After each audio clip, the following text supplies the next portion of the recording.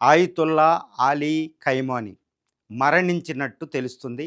ఇప్పుడు ఈయన మరణ వార్తని United States of America president Donald Trump ధృవీకరించడం జరిగింది. దాంతోపాటు Israeli prime minister Benjamin Netanyahu కూడా చెప్పారు. నిన్నే చెప్పడం జరిగింది, కానీ అది ఇప్పటివరకు ధృవీకరించబడలేదు. కానీ ఇప్పుడు ఇస్లామిక్ రిపబ్లిక్ ఆఫ్ ఇరాన్ ధృవీకరించడం జరిగింది. అంటే ఇరిన్స్ అనే ఇరానియన్ వార్తా సంస్థలు ఆయితుల్లా అలీ ఖైమాని నిన్న జరిగిన బాంబు దాడిలో ఆయన ఇంటిలోనే స్వగృహంలో ఆయన ఫ్యామిలీ మెంబర్స్ కొంతమందితో మార్టీర్డమ్ అంటే వీర మరణం పొందారు అని ఈరోజు ఇరాన్ ధృవీకరించడం జరిగింది.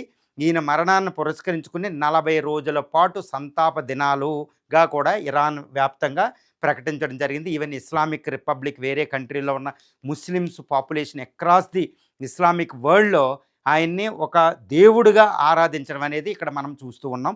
ఇప్పుడు ఆయితుల్లా అలీ ఖైమాని ఈయన మరణం అనేది ఇరాన్కి ఒక పెద్ద తీరని ప్రాబ్లం. ఎందుకంటే యుద్ధం మధ్యలో దేశాన్ని ముందుండి నడిపించవలసిన ఆయితుల్లా అలీ ఖైమాని మరణించారు.